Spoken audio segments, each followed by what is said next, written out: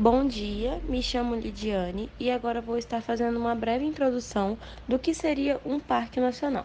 Primeiramente, gostaria de falar os componentes do grupo do trabalho, que ele é composto pela Amanda, a Hanna, o João Vitor, eu, Lidiane, Natália Ramos e o Thomas. O professor orientador foi o Johnny Santander e a turma é o quarto ano Pesca Matutino. Bom, o que é um parque nacional? Basicamente, de acordo com o Ministério do Meio Ambiente, um parque nacional seria uma área destinada à preservação dos ecossistemas naturais e sítios de beleza cênica. O parque é a categoria que possibilita uma maior interação entre o visitante e a natureza, pois permite o desenvolvimento de atividades recreativas, educativas e de interpretação ambiental, além de também permitir a realização de pesquisas científicas no local. Olá, sou o João Victor e estou aqui para auxiliar a Lidiane na explicação de como funcionam os parques nacionais e, mais especificamente, o Parque de Abrolhos. Primeiramente, vamos analisar o que são unidades de proteção integral. Unidades de proteção integral são um tipo de unidade de conservação que tem como objetivo a proteção do meio ambiente por meio de normas restritas e do uso indireto dos seus recursos naturais. Se enquadram como uso indireto, turismo ecológico, educação ambiental, pesquisa científica e recreação em contato com a natureza. Em relação a esses tópicos, o Parque de Abrolhos se encaixa em todos os quatro.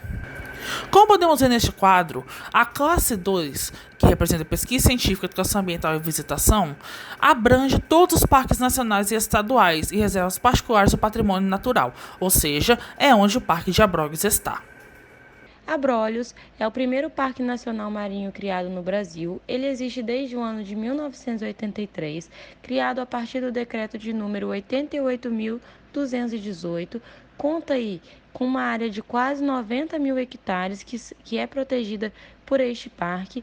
Temos aqui nesse slide também as coordenadas geográficas de onde o parque se localiza, tem como instância responsável a instância federal e, por jurisdição legal, o domínio Mata Atlântica. O parque, ele é de proteção integral, ou seja, nada se pode tirar do local. Não é permitido o uso direto do meio ambiente. A bacia hidrográfica que compreende a região é a bacia do Oceano Atlântico. O bioma é característico marinho costeiro e o órgão gestor do local é o Instituto Chico Mendes de Conservação da Biodiversidade, o ICMBio. O que pode ser feito no Parque Nacional Marinho de Abrolhos? Bom, o turismo no local é permitido em contato com a natureza, porém esse contato ele acontece de forma indireta, nada se pode retirar do local e pesquisas científicas também são permitidas. Agora, tudo que fere a integridade do ecossistema presente no parque em questão é proibido. 5 ilhas formam o arquipélago dos Abrolhos. Temos elas como a Ilha Redonda, Ilha Siriba, Ilha Sueste, Ilha Guarita e a Ilha Santa Bárbara. A Ilha Santa Bárbara está fora dos limites do parque e sob jurisdição da Marinha. Agora, dando continuidade ao nosso trabalho, vamos falar um pouquinho sobre a flora do local. Bom, o ambiente é caracterizado como sendo um ambiente insular, que é um ambiente formado por um conjunto de ilhas, ou seja, os arquipélagos.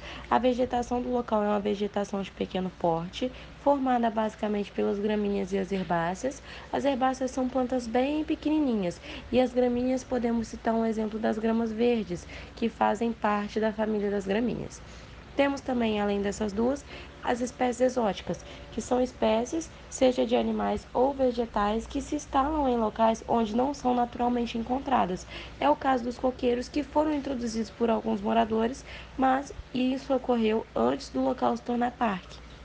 Chegou a hora de falarmos um pouco sobre a fauna de Abrolhos, uma fauna maravilhosa, repleta de biodiversidade, que também é um dos grandes atrativos turísticos do local.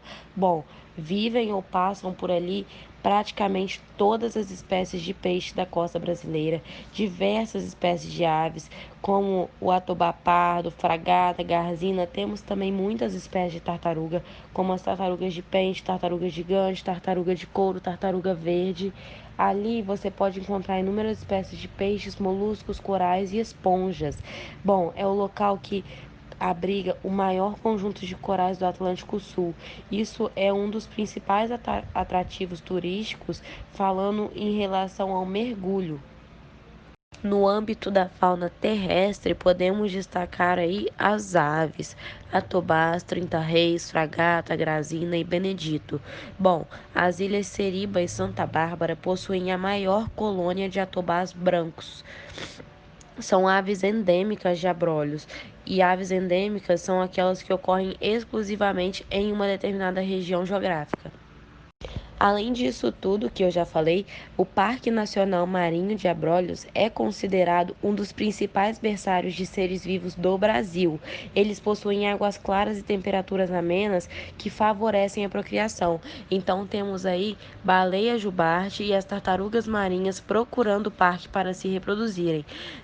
Nos meses entre julho e dezembro é quando acontece o maior espetáculo de beleza da região, que é a chegada das grandes jubartes, que procuram a região para poder se reproduzir, e é um momento onde o acesso turístico fica muito maior, porque as pessoas vão ao parque querendo ver essas jubartes. Como destacado anteriormente, todos os parques nacionais e estaduais apresentam rígidas normas de manejo para garantir o seu bom funcionamento e preservação dos ecossistemas aqui presentes. E o Parque de Abrolhos não é diferente, tanto que este é dividido em uma série de zonas com diferentes usos. A zona intangível, que abrange as ilhas Sueste e Guarita e as partes altas de Redonda e Seriba, é considerada como uma das zonas do parque com maior número de restrições, autorizando somente pesquisas científicas permitidas previamente pela direção da UC. A velocidade do tráfego de embarcações e também de veículos é extremamente lenta e o descarte de resíduos no local é estritamente proibido. Vale também ressaltar que qualquer tipo de atividade científica nessa zona não possibilita a remoção ou alteração de recursos naturais de forma direta. A zona primitiva, que abrange as partes baixas de Redonda e Seriba e as águas da porção intangível, apresenta um código de normas similar ao da zona intangível, porém com algumas liberdades a mais. A realização de construções de descarte de resíduos nessa área também é proibida, porém a fiscalização no local é permanente, ao contrário da zona intangível. A zona de uso extensivo, considerada a menor do parque, cobrindo somente o promontório arenoso de Ilha Redonda, permite a visitação acompanhada de guias, obviamente, ao contrário das outras duas zonas citadas. Porém, o descarte de lixo na área ainda é estritamente proibido e qualquer tipo de pernoite também não é permitido. A zona de uso intensivo, que cobre as águas em volta das ilhas de Seriba, Redonda e Santa Bárbara, apresenta diretrizes similares à zona de uso extensivo, porém de uma forma mais controlada. Na zona de uso intensivo, passeios de barco, mergulhos e alimentação da vida selvagem são proibidos de qualquer forma e os barcos ficarão fundeados em locais indicados pela diretoria. Vale também ressaltar que a pesca é estritamente proibida e, portanto, fiscalizada na região.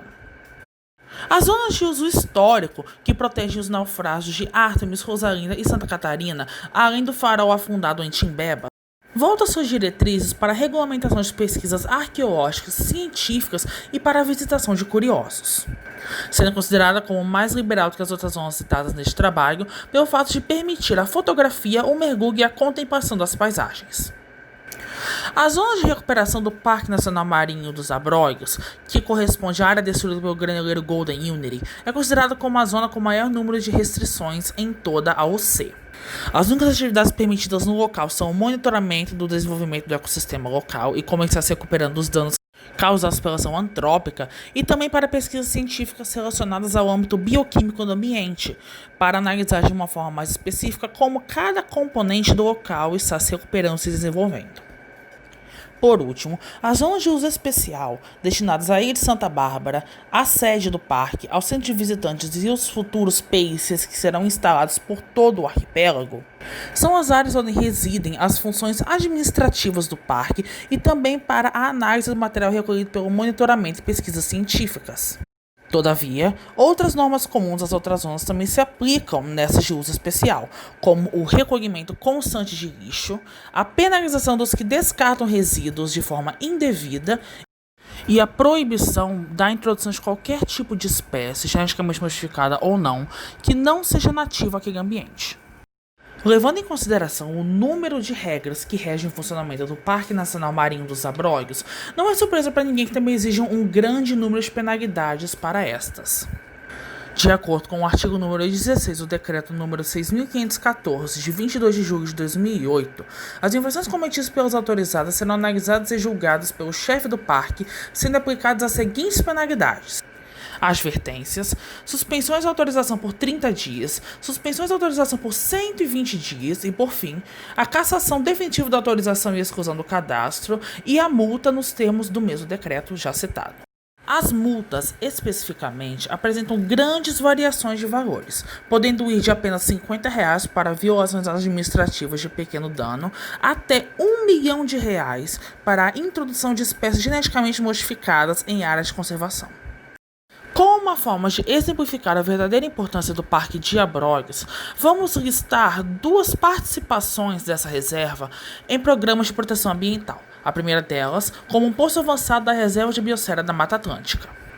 Criado em 1971 pela Unesco, o Programa da Reserva de Biosfera da Mata Atlântica apresenta como seu principal objetivo a proteção e reestruturação do ecossistema da Mata Atlântica, endêmico ao Brasil e destruído em grande parte durante os períodos iniciais de colonização por Portugal.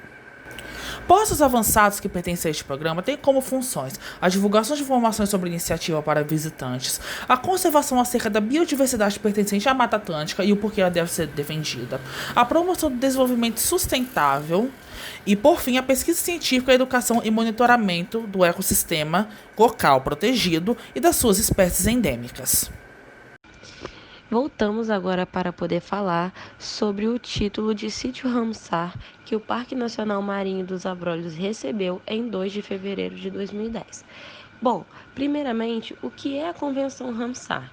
Bom, a Convenção Ramsar é uma convenção sobre as zonas úmidas de importância internacional. Trata-se de um tratado firmado por diversos governos de diversos países que estabelecem uma ação nacional e internacional para a conservação e uso racional das zonas úmidas mundiais e seus recursos naturais. Também é o único tratado ambiental global que trata de um único ecossistema, em particular, que são as zonas úmidas.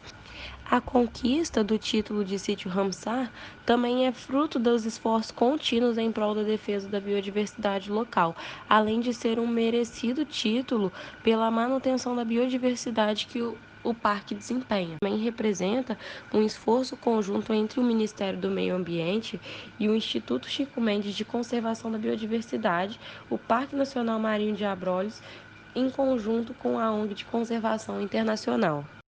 Bom, gente, esse foi o nosso trabalho, espero que tenham gostado. Aqui estão as nossas referências bibliográficas. Muito obrigado!